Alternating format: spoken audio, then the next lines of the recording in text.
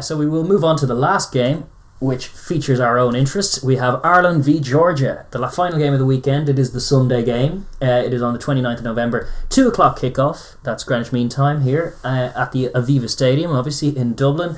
And it's going to be reffed by Mathieu Reynal, another Frenchman, in the man with the whistle in the midfield. Yeah, interestingly enough, as luck would have it, appears that Sunday is to be the wettest day of the week in Dublin.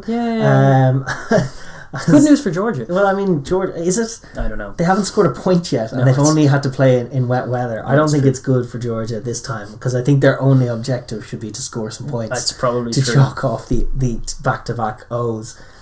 So actually, the worst of it is supposed to have moved on by kick-off, but it is just funny that it's another... Yeah, it's actually quite nice. It's tepid out here. It's been clear and crisp and still, but it's going to be a bit wet on Sunday. Let's hope that it holds off, but it could be another wet weather one. Yeah. We're going to look at the game, obviously, from the point of view of both teams. It is a mismatch, but from Ireland's point of view, well, we talked about earlier in the show the range of issues affecting this team. Yeah.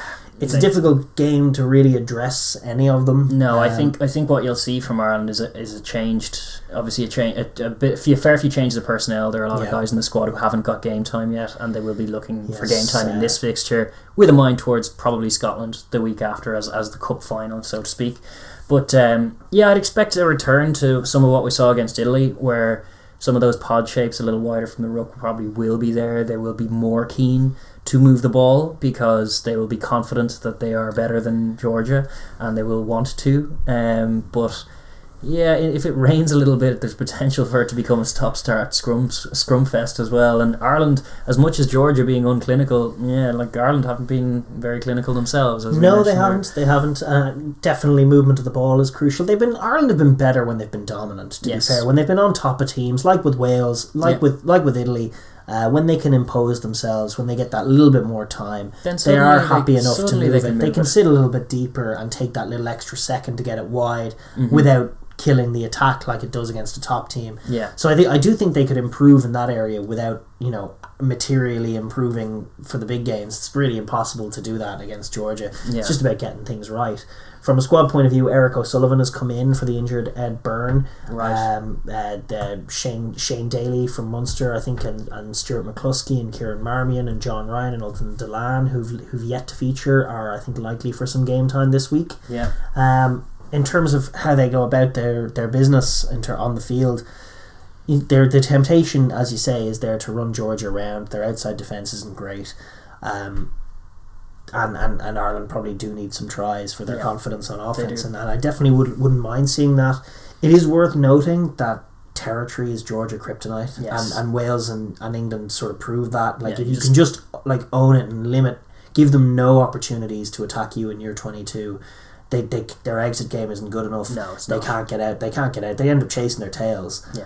So if you can set up stock down in their half and just edge the kicking game and kick better than them and open them up in the backfield against them. Don't give away penalties in the middle third because exactly. There's no need to be disciplined and kick the ball. Their fullback Kamaladze is a bit of a catastrophe. He's some of the kickoffs that he's put out on the full. But even under the high ball, he's kind of all over the place. He's working as hard out there, but he's wingers as well. We accuse Ireland of having auxiliary flankers in the centres, but Georgia have them on the wings as well. There's no actual speed in the back line at all. So there's no real danger in kicking it to them, and you can chase up and then exploit their errors and then set up an offence and attack from there, which I expect actually is how Ireland will go about it. I don't expect them to run it or move it they're not going to especially with Sexton, and especially if it is a little wet as we expect. I think they will just probably double down on it, edge the kicking battle, and then if they manage to put up a score, if Georgia are still sitting on a donut whereas Ireland have racked up 12 or 15 or however many points of a lead, then I think the more expansive kind of goofy loop plays off 9 and off 10 will start to filter in, but only in those specific set of circumstances. I think they will work it wide, especially at times if they have it in the Georgian half. They won't be inclined to kick it unless they see some space in the corner to chip it into. But they will from their own half. They'll kick the ball and they'll kick it deep and they'll look to chase up and impose themselves on defence. But yeah, it's a mismatch for them. They should just look to get some plays off as they did against Wales, move the ball into the wider channels, reignite that pod system that disappeared in the big game against England and the big game against France. Get it back for this game against Georgia. Yeah, dust it off before you put it back on the shelf. Yeah, exactly. And move it wider. Get your loose forwards in the wide channels. Exactly. All of this, like, you can win. They can win this game a number of ways because I do think they are just superior to Georgia enough to do it. But there are trappings that Ireland could fall into.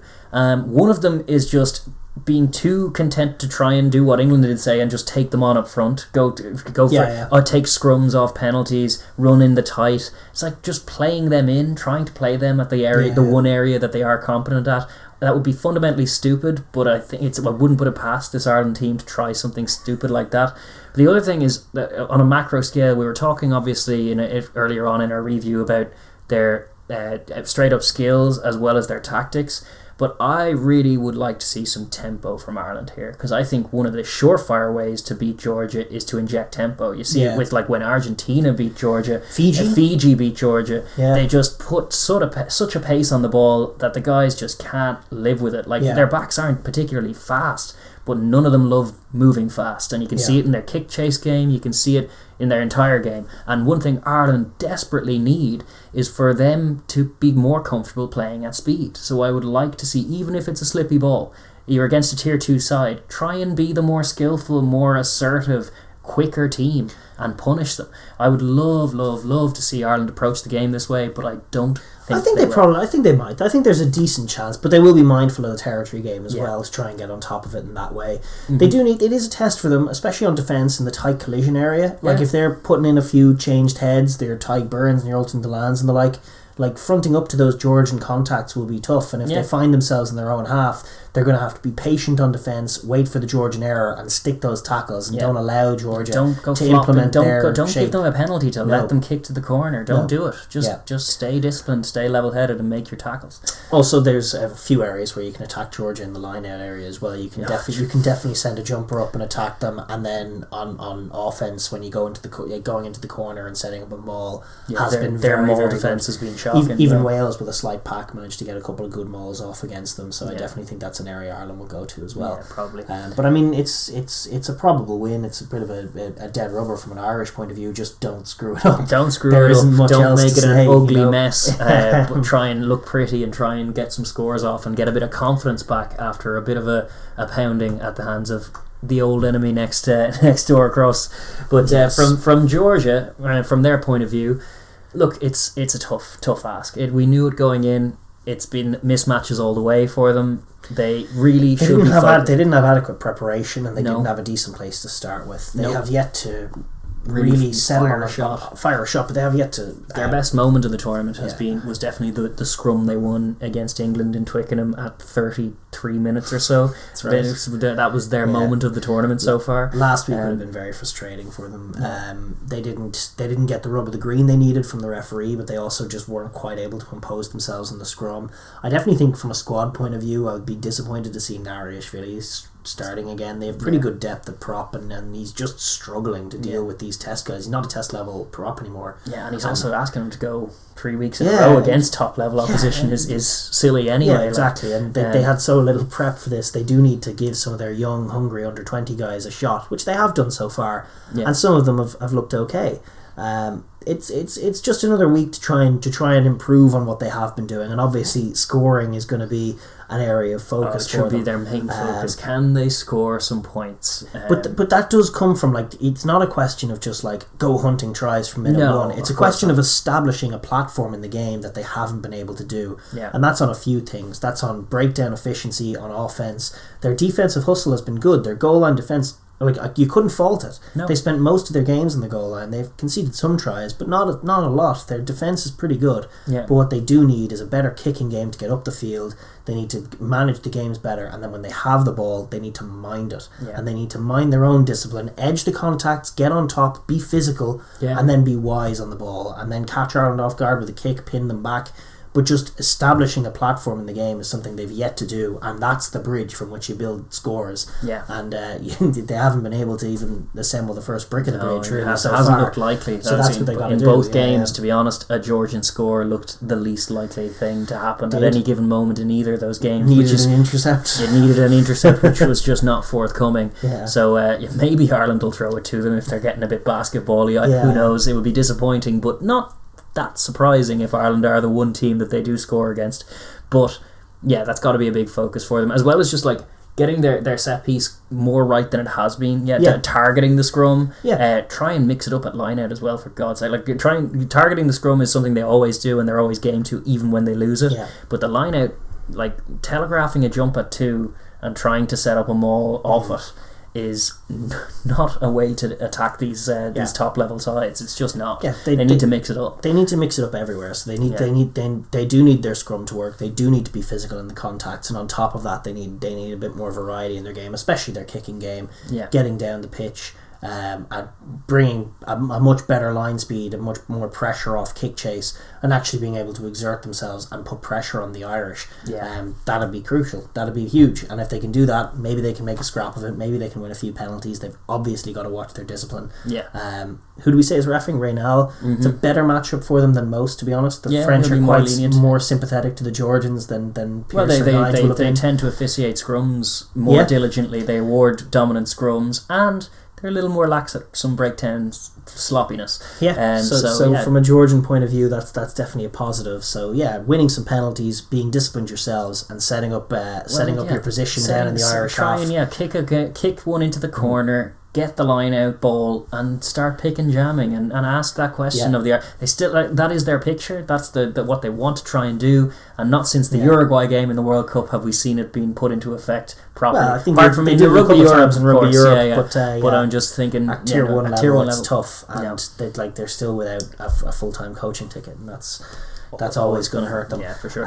But listen, they have 2 more games left in this, and there's no reason why they shouldn't give it as good a bang as they have. Absolutely. And this man, Beka Gergadze, is a super player. He's been fantastic. And getting him on the ball is going to be vital to everything, because he's a really lovely operator. He really is. Very tidy player, good footballer.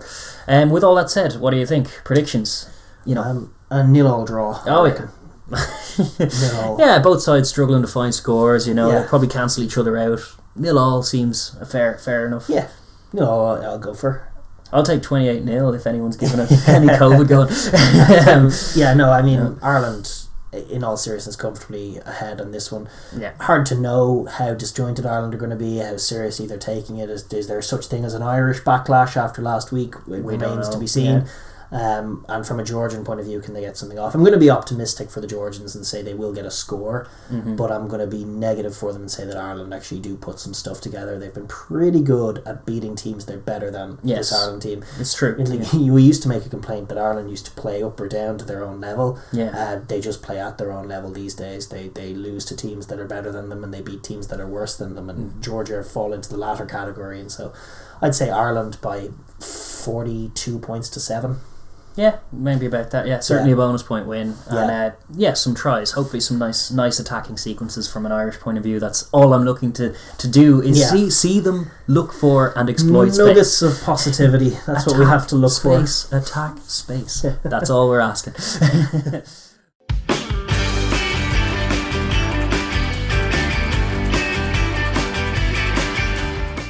Thank you very much for watching that video. If you're new here, please like and subscribe for more content, and leave a comment down below as well, because we really enjoy the chat and hearing your views. Thank you.